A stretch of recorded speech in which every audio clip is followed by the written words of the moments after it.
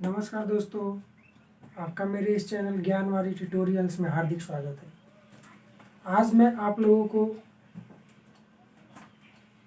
विद्यार्थी जीवन के स्टूडेंट लाइफ की कुछ समस्याओं के बारे में जिक्र करने जा रहा हूँ। क्या है वो समस्याएं और उसका समाधान क्या है, इसके बारे में मैं आप लोगों को बताऊँगा। स्टूडेंट लाइफ में हमारे ख्वाब बहुत बड़े बड़े होते हैं। शुरू में चाहे इंजीनियरिंग करने जाए या मेडिकल के फील्ड में जाए, काफ़ी उत्साह भरा होता है, लेकिन धीरे धीरे वो हमारा जो एक्साइटमेंट है वो ख़त्म होने लगता है और हमें कई तरीके की परेशानियों का सामना करना पड़ता है। तो इसमें से कई परेशानियाँ हैं, जैसे पढ़ने में मन न लगना, पढ़ते पढ़ते नींद आना, कुछ पढ़ा हो वो याद न होना। ये कई समस्याएं हैं जो हमारे विद्यार्थी जीवन में आती रहती हैं।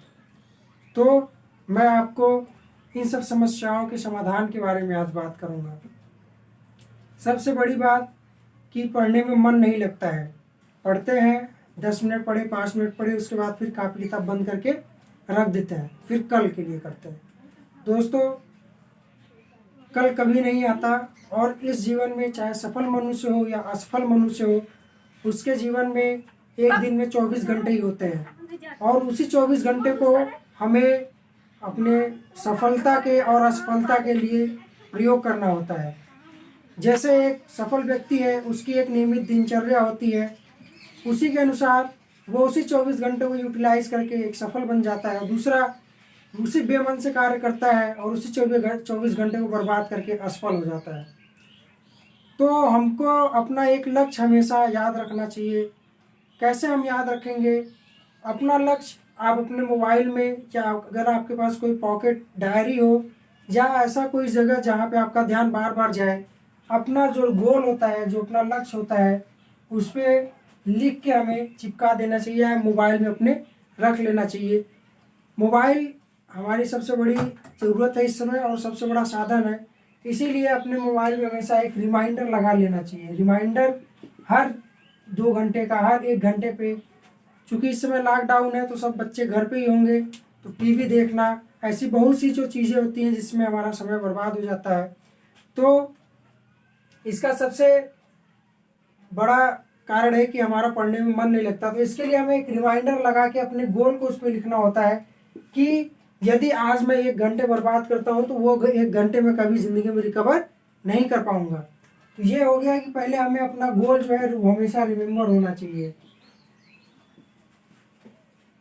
दूसरा जो सबसे ज़रूरी चीज़ है, हमें हमेशा अपने परिस्थितियों, अपने फैमिली बैकग्राउंड, इन सब चीज़ों के बारे में ध्यान रखना चाहिए। जब भी हमें मन करे कि पढ़ने का मन नहीं है, तो हमें अपने भविष्य के बारे में और अपने भूतकाल के बारे में सोचना चाहिए कि हमारे पिताजी या हमारे फैमिली में लोग किस प्रकार से परिश्रम करके, किस प्रकार संघर्ष करके हमको इस लेवल तक पहुँचाए हैं और हमें फिर आगे अब उनके पैसों का यूटिलाइज करके आगे हमें और भी सक्सेसफुल बनना है, ताकि जो परेशानियां हमने झेली हैं वो हमारे आने वाली पीढ़ी को न झेलना पड़े।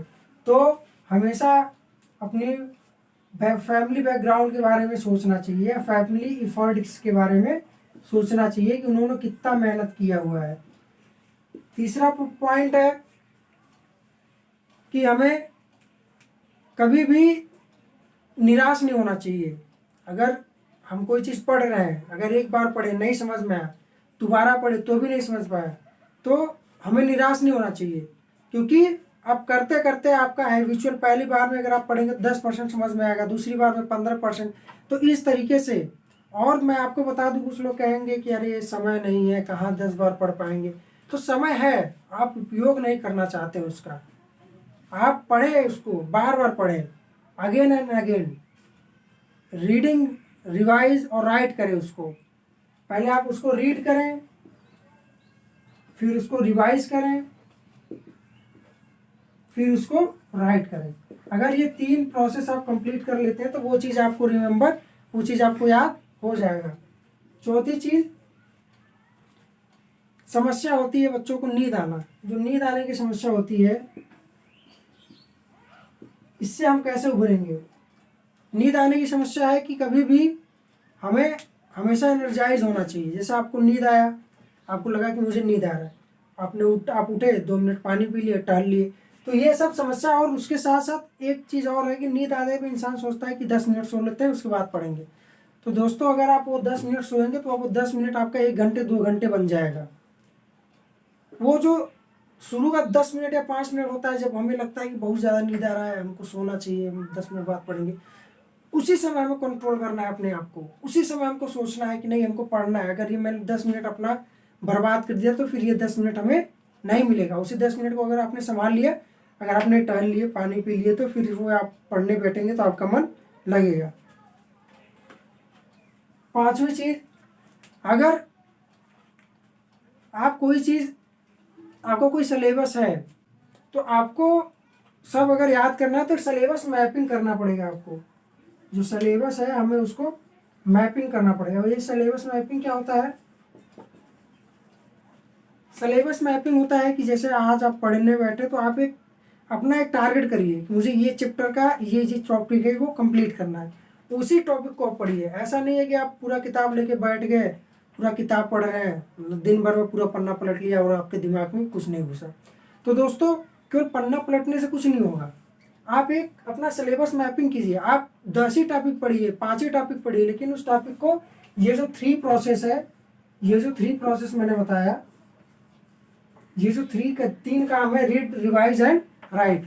आप पढ़ो, उसको रिवाइज करो, फिर आप उसको लिखो एक बार, आप स्वयं से नोट्स बनाओ, तो आपको वो चीज़ें एक बार दिमाग में बैठ जाएंगी, तो फिर कभी आपको रिवाइज करेंगे तो वो हमेशा निकल के आती रहेंगी। लास्ट में दोस्तों जो सबसे ज़रूरी चीज़ें होती है कि हम जब, अभी मैंने बताया, आप कोई मोटिवेशनल वीडियो देखेंगे तो आपको लगेगा कि नहीं कह रहा है, आप पढ़ने बैठेंगे, फिर 10 मिनट बाद आपका वो जो एनर्जी लेवल है वो कम होता चला जाएगा। वो एनर्जी लेवल बरकरार कैसे रखना है कि आपको हमेशा अपना गोल रिमाइंड करना है। और एक चीज़ दोस्तों आप दिमाग में बैठा लिए कि आज के समय में कंपटीशन इतना ज़्यादा है कि अगर आप सोचेंगे कि 10 मिनट हम आराम कर लें, 10 मिनट अगर आप आराम कर लेंगे, तो उसी 10 मिनट में अगर जो बच्चा पढ़ता रहेगा, जो बच्चा उसी 10 मिनट को यूटिलाइज करेगा, तो वो सक्सेस हो जाएगा।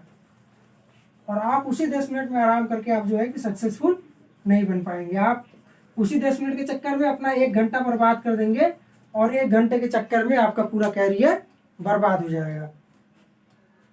तो दोस्तों ये सब चीज़ें हैं कि आपको हमेशा एनर्जाइज रहना पड़ेगा, हमेशा आपको अपने आप को पावरफुल रखना पड़ेगा, अपने आप में एनर्जी भर के रखनी पड़ेगी, अपने गोल को हमेशा रिमाइंड करना पड़ेगा कि मैं क्यों हूँ, मैं यहाँ क्या पढ़ रहा हूँ और मुझे क्या पढ़ना चाहिए। तो दोस्तों अगर ये वीडियो आपको अच्छा लगे तो इसको लाइक करें, शेयर करें, और अगर हमारे चैनल पर नए हैं तो हमारे चैनल को सब्सक्राइब ज़रूर करें। धन्यवाद।